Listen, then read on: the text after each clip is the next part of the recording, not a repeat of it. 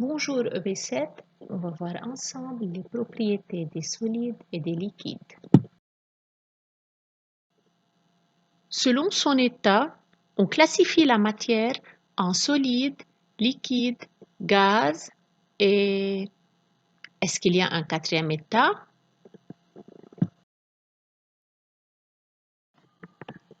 Des objets comme une pomme, un ballon de foot, du sucre, un tronc d'arbre, une gomme, un crayon, la pâte à modeler, le caillou et beaucoup d'autres objets sont des objets solides. On distingue les solides par leur forme. Chaque solide a une forme propre. Les solides aussi peuvent être saisis par les doigts ou bien par la main. Et aussi les solides s'entassent, c'est-à-dire on peut les disposer les uns sur les autres pour former un tas.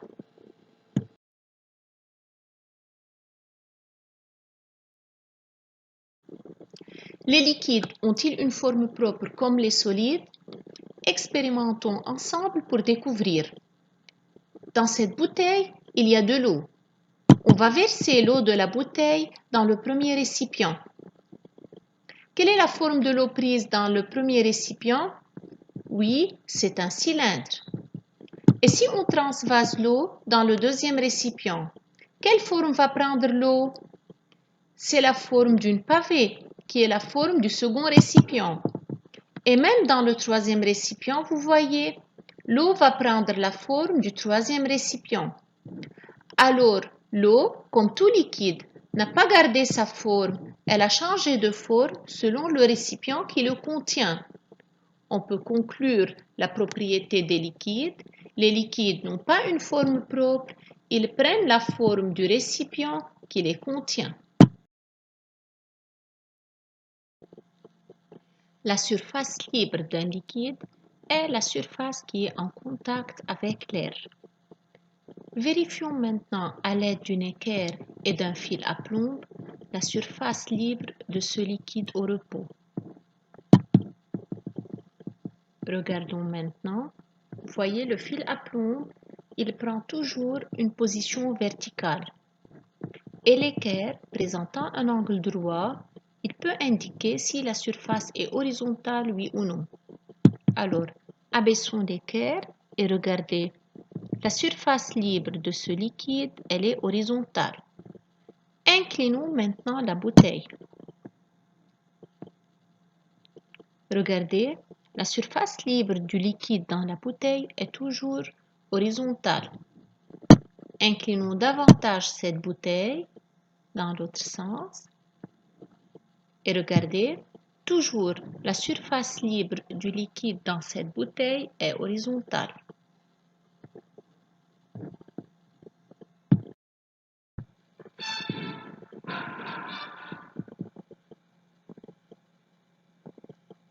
On verse un liquide dans l'une des trois branches des vases communicants. Le liquide va monter dans les trois branches.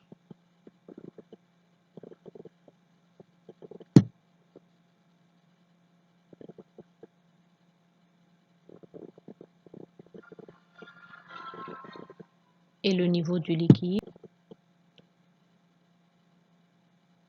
même si on essaie avec la deuxième branche, est le même dans les trois vases. Et de même, si on verse dans la troisième branche, on va trouver toujours le même résultat. Vérifions à l'aide d'une équerre et d'un fil à plomb. Si on ouvre le robinet, le liquide va monter dans les autres branches. On attend le repos et puis, regardez, le niveau du liquide dans les quatre branches est le même. C'est le principe des vases communicants.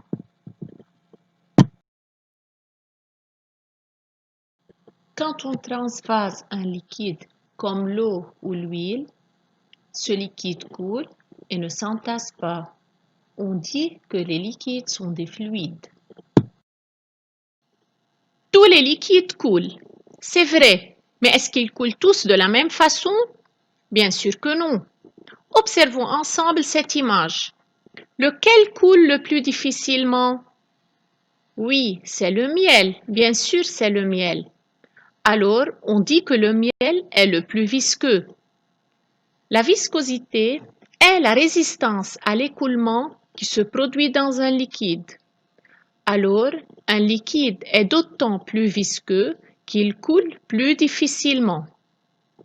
Revenons à l'image maintenant. Comment on va classifier ces trois liquides par ordre croissant de viscosité? On commence par l'eau parce que l'eau coule très facilement, puis l'huile et enfin on a le miel qui est le plus visqueux parmi ces trois liquides. Est-ce que tous les solides se ressemblent, c'est-à-dire possèdent les mêmes propriétés? Bien sûr que non. Alors voyons maintenant quelques solides particuliers. Certains solides, comme la pâte à modeler, la pâte à pain, la pâte dentifrice, s'appellent des solides pâteux, car on peut changer leur forme facilement. Des solides comme le sucre, la farine, le sel coulent comme les liquides et prennent la forme du récipient qui les contient. Mais ils ne sont pas des liquides. Pourquoi? Parce que ces solides tout simplement s'entassent et au repos, leur surface libre n'est pas plane et horizontale comme la surface des liquides. Quand on tire les deux extrémités d'un ressort, le ressort se déforme. Ces spires s'éloignent les unes des autres.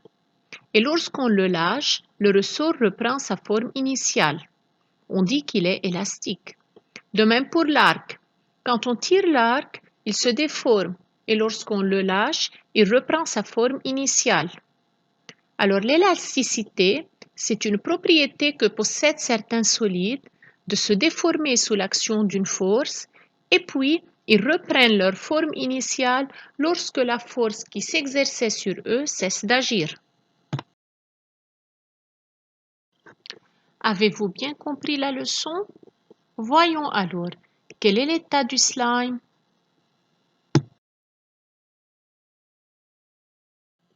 Enfin, quel est le quatrième état de la matière et où on le trouve?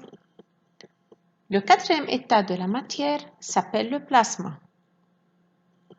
On trouve cet état dans les étoiles, les feux, les éclairs, etc.